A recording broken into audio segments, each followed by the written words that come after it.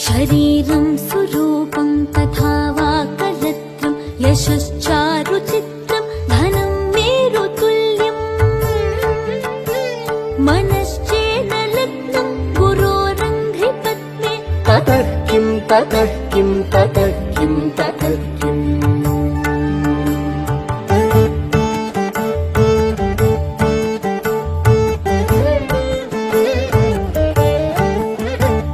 कलत्रं धनं पुत्रपौत्रादि सर्वं गृहं बान्धव सर्वमेतद्धि जातम्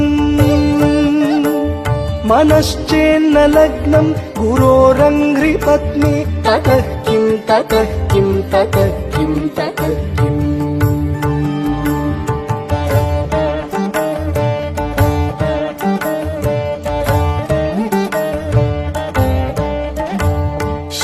षडङ्गादिवेदो मुखे शास्त्रविद्या कवित्वादिगद्यं सुपद्यं करोति